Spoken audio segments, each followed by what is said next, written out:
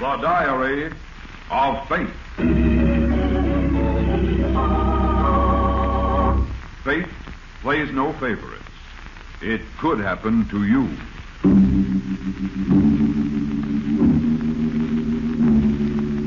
Book 97, page 854. In The Diary of Fate.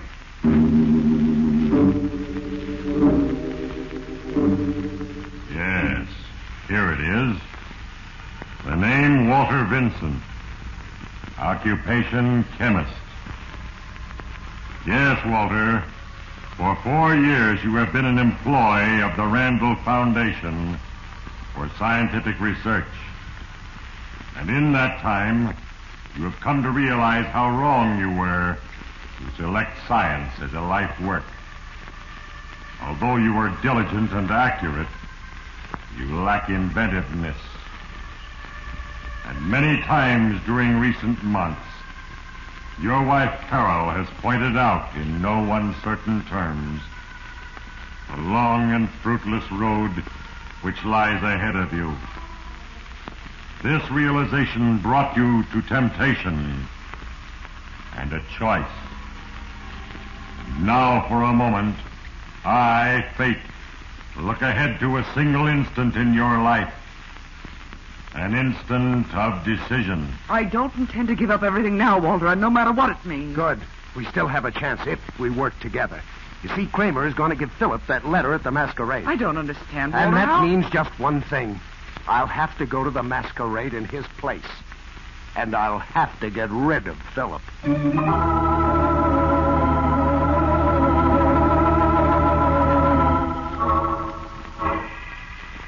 In that decision, Walter Vincent, you will find your goal and your destruction. Soon it will be time for a further entry under your name. When I have written, I will read from the record of Walter Vincent in the Diary of Fate.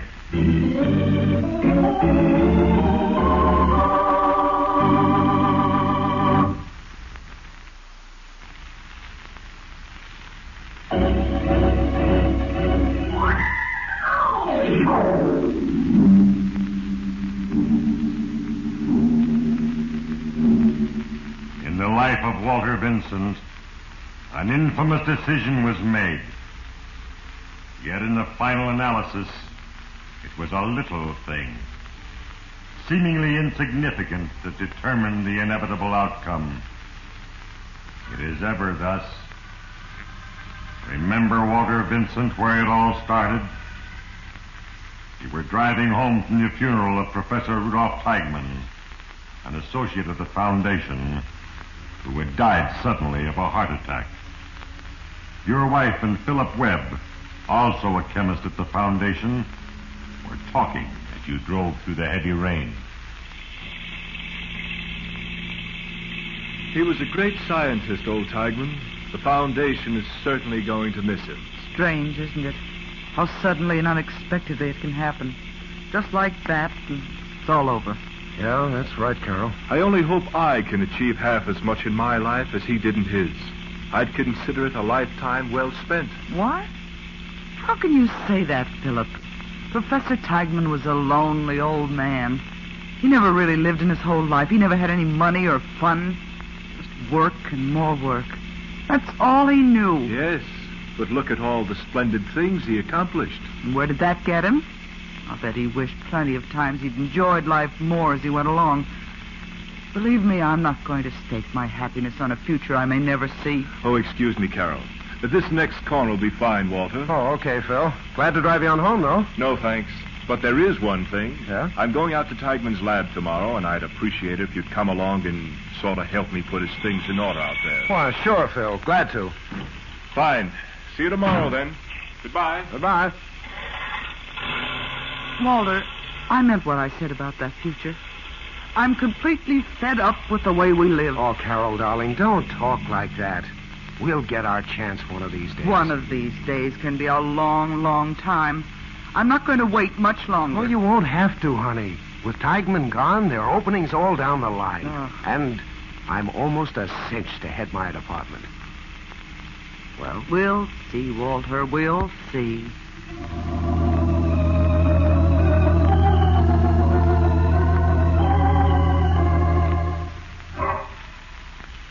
Yes, Walter.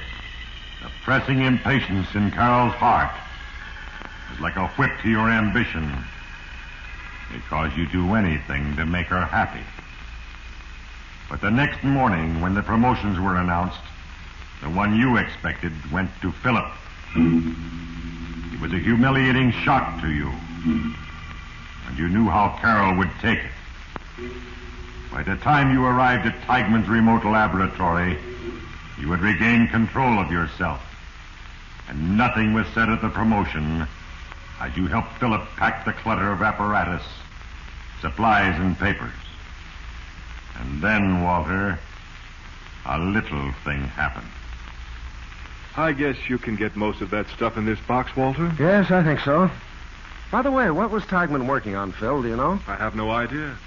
I used to be his assistant, but for the last 6 months, they had me back in the office. I hope there's something in these papers that'll tell us. Yeah.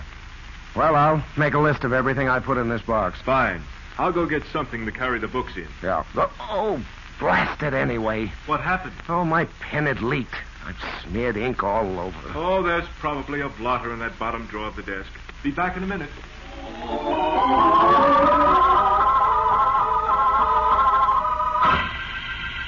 You opened the desk drawer, Walter. And as you searched for a blotter, your eyes fell on something else. Something destined to change your entire life. A notebook. At one glance, you realized what was in it. The results of the last 6 months of intense research by the great Teigman. A completely revolutionary method of cracking crude oil. You heard Philip returning, and quickly you slipped the notebook into your pocket and turned to face him. By the way, Phil, I haven't congratulated you on your promotion yet. I think it's great. Thanks, Walter. I appreciate that. It was between us, you know, and, well, I thought maybe you... I'd resent it? No, not me.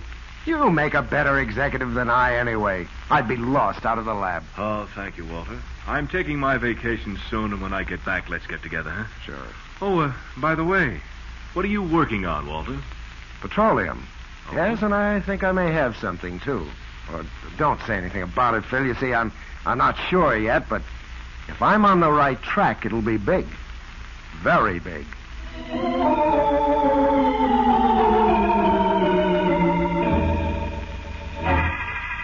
Yes, Walter. Because of a leaking fountain pen, you alone had found Teigman's notebook. You could have turned it over to the Foundation, but you had other ideas. In the days that passed, you made certain that nowhere else among Teigman's papers was there a hint of what he had been working on. You checked and tested his formula. It was complete and accurate. Then, at last, you were ready. The startling announcement came out that you, Walter Vincent, had devised a new and revolutionary method for refining crude oil. This is amazing, Walter. As the director of the Randall Foundation, I congratulate you. And leave it to me, my boy. I'll see to it that you get a position at once where you can really exercise your ability. Well, thank you, Dr. Kramer. And congratulations, Walter. Thank you. That was great publicity for the outfit. And say, I want you to pose with Dr. Kramer here, and then we'll get some individual portraits, some action shots of you in the lab, too. You know, the papers are going to eat this up.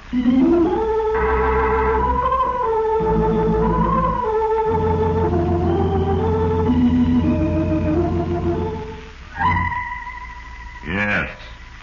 Just 3 short weeks after you had stolen Professor Teigman's notebook, Walter, your world was completely changed. You had a new job at more than double your old salary. You were known in scientific circles as a very promising young man. And Carol, of course, was delighted. But the change, Walter, had been brought about by your choice for evil. And already forces were gathering against you. Even as you relished your newfound glory, and Carol chattered happily about a forthcoming party, another little thing happened. Oh, Walter, this will be the first party we've gone to in years where I can really feel like somebody. Yes, I know. Well, I told you our break would come one day. Oh, I'm glad it's a masquerade. I've got the most wonderful idea for a costume. Marie Antoinette. Oh? But, well, it's going to be expensive. Oh, darling, I don't care if it is. We can afford it now, and if it'll make you happy, you... Oh, I'll get it, Carol. Hello? Walter Vincent speaking. This is Dr. Kramer, Walter. Do you know when Philip Webb is coming back from his vacation? Oh, the day after tomorrow, I think, Doctor. Oh, that's too bad. Why? What's the matter, Doctor? Well, I'm leaving town tonight, and I wanted to see him before I left. A very strange thing just happened, Walter. It was like getting a message from the grave. Oh, a message from the grave? What do you mean, Doctor? An envelope addressed to Philip just arrived. It was evidently lost in the mail. You see, it's from Professor Teichman. It must be about the work he was doing when he died. Yes, Walter. A little thing. A misaddressed envelope. A letter lost in the mail now suddenly loomed up in your life as a huge stumbling block that would topple your whole world into ruin. You knew that somehow you had to get that letter or you were trapped. But you realized that the first thing you had to do was tell Carol. Tell her the whole thing. You had to know if you could depend on her. And that's the way it happened, Carol. That's the whole story. Well, don't just stand there. Say something. It's such a shock. I don't know what to say. You've got to get that letter, Walter. Some way you've got to get it. That's what I wanted you to say, Carol. I had to know if I could count on your help. I don't intend to give up everything now, Walter. No matter what it means. Good. We still have a chance if we work together. You see, Kramer's going to give Philip that letter at the dance. I don't understand, And Walter. that means one thing. I'll have to go to the masquerade in his place. And I'll have to get rid of Philip.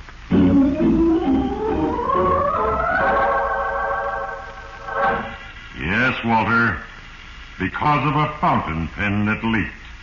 A little thing. You were faced with a decision. And your choice was for evil. Now, because of another little thing, a misaddressed envelope, you were threatened with exposure and disgrace. A net of circumstances was closing around you. Soon there would be no escape. Soon, I will write again under your name in the Diary of Fate.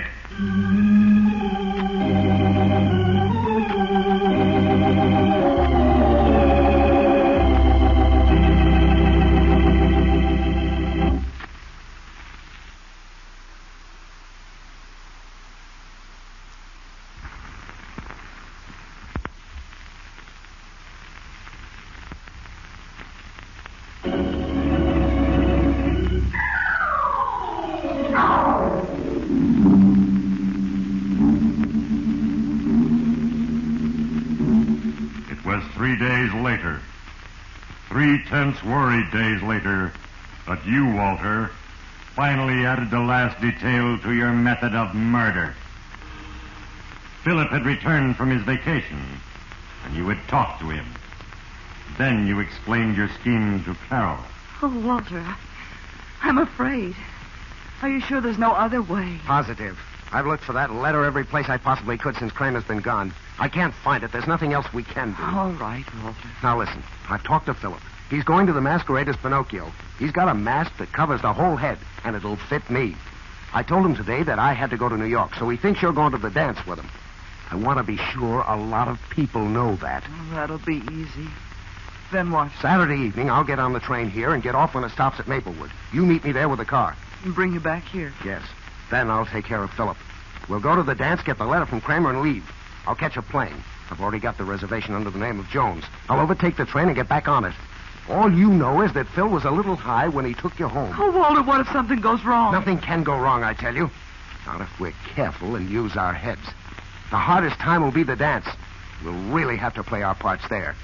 And play them well.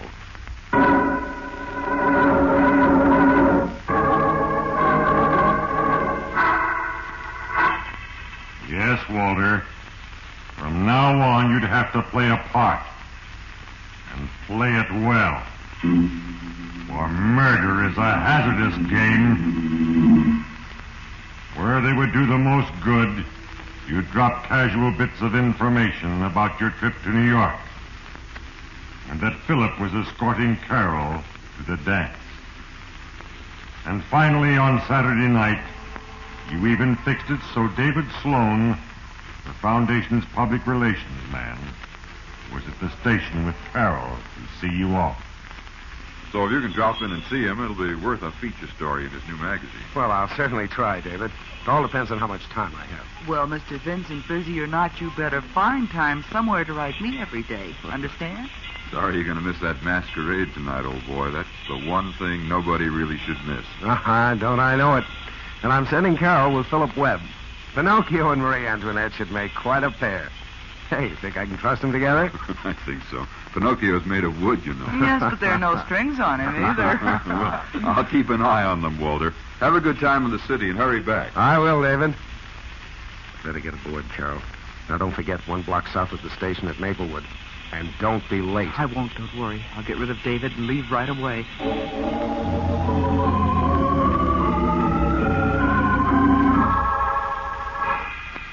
As the train traveled a few miles to Maplewood, you talked with the porter about your compartment, tipped him lavishly, spoke to the conductor, and made certain that several of the passengers were aware of your presence and would remember you. Then, as the train pulled to a stop in Maplewood, you stepped off quickly, quietly, melted into the crowd, and a few minutes later you were with Carol in your car, speeding back the way you had come. Better slow down a little, Carol. We have to hurry, Walter. Slow down, I said. All we need right now is to be picked up for speeding. That'd fix things fine. When we get to Phillips, shall I wait for you? No. Go on home, put on your costume. I'll pick you up in his car. All right. We're almost there. It's down on the next block. Okay, turn here and stop. I'll walk the rest of the way.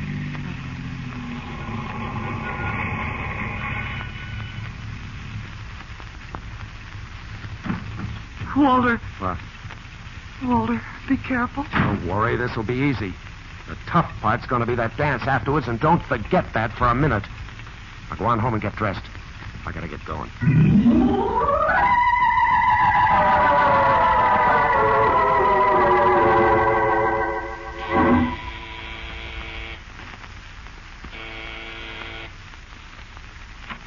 What is... Why, Walter, I thought you were on your way to New York. Well, I'm supposed to be. You're still going to the dance, aren't you? Of course. I'm just dressing now. Well, let me in, Philip. Yeah, I got to talk to you. Sure, come in. What is it, Walter? What's wrong? Is anyone else here now? No. Walter, what's the matter? Philip, are you going to be alone tomorrow? Why, yes. Yes, I am. All day? You're not expecting anyone? Not going out? No, not until 9 tomorrow night. Why? Oh, that's fine. Philip, I'm in a jam. A bad one. I want to stay here tonight. Could you help me out? Now, wait a minute. I think you'd better start at the beginning and tell me all about it. All right, but... Oh, is that whiskey there in the decanter? I really need a drink, Phil. Well, I'll get it for you. I've never seen you like this, Walter. You're in bad shape. Oh, here you are. Thanks. Well, Philip, it's like this. Oh, the glass. I'm sorry, Phil. It slipped. Oh, forget it. You'd better sit down, Walter. I'll pick up the pieces. It's nothing. Go on, sit down, Walter. Walter, the poker, what are you...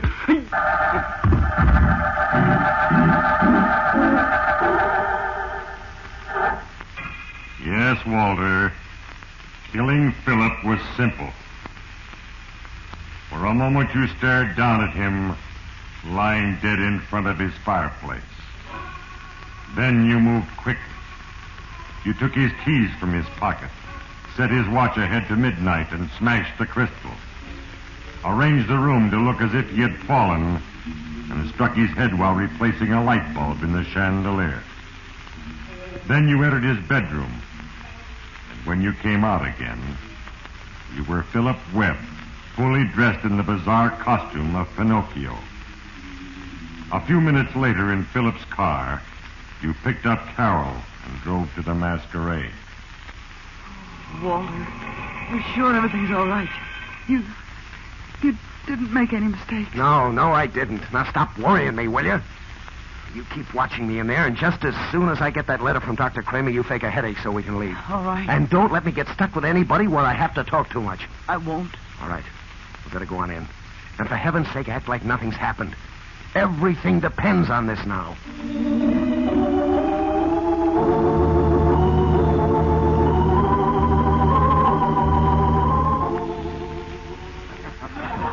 Well, I'll be. Pinocchio, you old rascal. Get-up's terrific. Oh, you like it? Phil, that's a wonderful costume. I got to get a picture of that one. What a head and what a face. I told him it was going to be the best in the place. That's great, Carol. It really is. Say, you're rather pretty good yourself, Marie Antoinette. Thank you. It's sure too bad old Walter had to miss this party. We're really going to have a time tonight.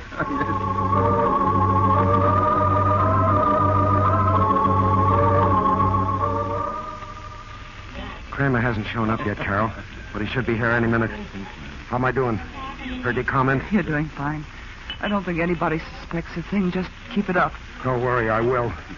We can't slip now. Oh, Philip, pardon me, folks. Phil, Dr. Kramer just came in. He wants to see you a minute. He's back there in the corner. Oh, thanks a lot, David. I'll go right away. I'll wait for you here, Philip. Well. Hello there, Philip, or should I say Pinocchio. That certainly is a fine costume. Oh, hello, Dr. Kramer. What I wanted to see you about, Philip, is a letter.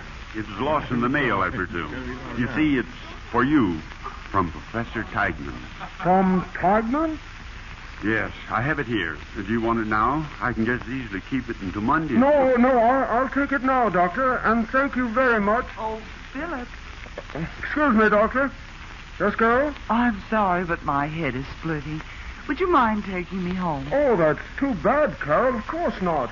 Come along. I've got it, Carol. I've got the letter. Now nobody will ever know. Now we're set for life.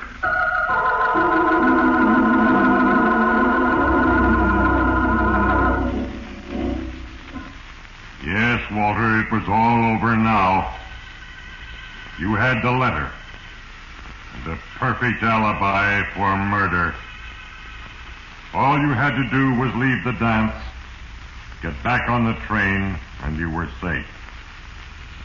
But take heed, you who listen, lest you think fate unjust, a conspirator in evil. In a few moments I will write for the last time under the name Walter Vincent. When I have written, I will read from the Diary of Fate.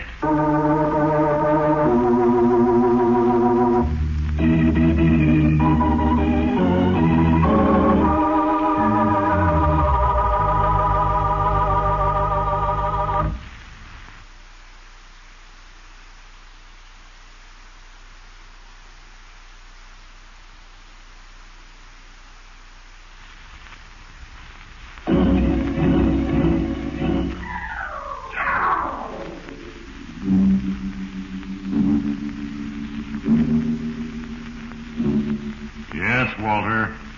As you and Carol moved toward the door of the ballroom, you were confident that your masquerade had been successful. Yes, your impersonation of Philip Webb had been perfect. And now safety lay only a few feet away. But then, Walter, another little thing happened. Let's get going, Carol. Oh, my heel. Carol, what's the matter? The heel of my slipper broken, caught in my skirt. Here. Let me get it. Attention, ladies and gentlemen. Here's the high spot of the evening. Yes, friends, this has been a wonderful party, and now... Hey, wait a minute. Don't let that Pinocchio get away. Hey, hold it. I've got a big surprise for you. You can't leave now. I've got to leave. The Judges Committee has selected the outstanding masquerader of the evening, none other than Pinocchio. And now, folks, it's midnight. And you're first, my boy, so remove your mask, Pinocchio, and take a bow, Mr. Philip Webb. Remove my mask? No, Come on, folks. He's back. We'll give you a hand, Phil. Come on, take your mask. Stop it. I got it all. Why, It's not Phil Webb. It's Walter Vincent.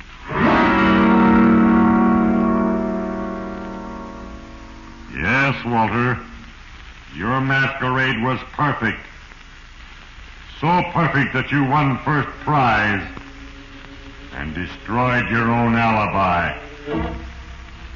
And now, as the seconds tick away inexorably toward the moment of your execution for murder, your wife Carol, for her part in the crime, sits alone in her prison cell, waiting hopelessly for an empty future. And now it is time to close the book. Another entry has been duly noted on the pages of eternity, and justice has been served. In the case of Walter Vincent, as in the cases of all mortals, I, fate, am but the instrument of a plan. And the countless little things that happen are the tools with which I work. Because of a fountain pen that leaked, this man, Walter Vincent, was given an opportunity, and he chose for evil. Then, because the heel of a slipper broke and delayed his escape for a few critical seconds, I, fate, brought him to justice. Ponder well the moral, you who listen, and remember, there is a page for you in the diary of fate.